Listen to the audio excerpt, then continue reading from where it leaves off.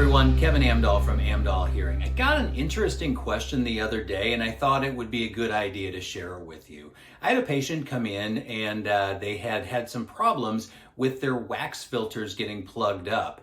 And the question came up, why do we need wax filters? Now, for those of you who have hearing aids, you know what a wax filter is. It's a real small, usually round piece of plastic that goes into the end of a hearing aid and has to be removed periodically as it plugs up with wax.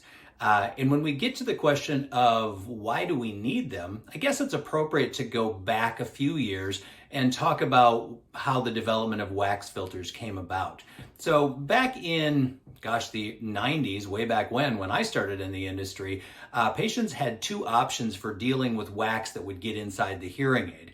The first was just a long tool loop that people would kind of dig the wax out of the end of the hearing aid to keep it from plugging up. Now, not only was that a little bit on the gross side, but it also had its downside in that if the wax got past you and down into the speaker, eventually that speaker would tend to kind of peter out and eventually would break altogether. Then you'd have to send it in for a repair, and it would be 2 weeks before you got it back. The other option people had was a spring wax filter. Now that wax filter set further down in toward the speaker, and they still had to use the little wax loop to pull the wax out. But if that got plugged up, oftentimes I could go in with a tool, snag that little spring and pull it out. Now the good news was that we didn't always have to send the hearing aid in to get it fixed. The bad news was if it happened on a Friday afternoon, you were kind of stuck without your hearing aid until Monday morning. So fast forward a few years to just a couple of years ago, probably 5-6 years ago, maybe more, time gets away from me these days, to the kind of modern wax filter. Now these come in packs of often 8 to 10, and it's just a small piece of plastic that's inserted into the end of that hearing aid. The good news is if that filter plugs up, it's very easy to change.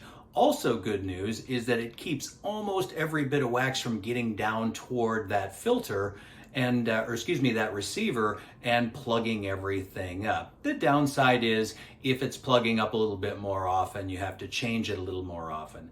I guess from my point of view, I would rather have something that was easy to change and plugged up a little bit more often and almost never caused a repair, rather than having something that plugged up a little less often, but generally resulted in a repair.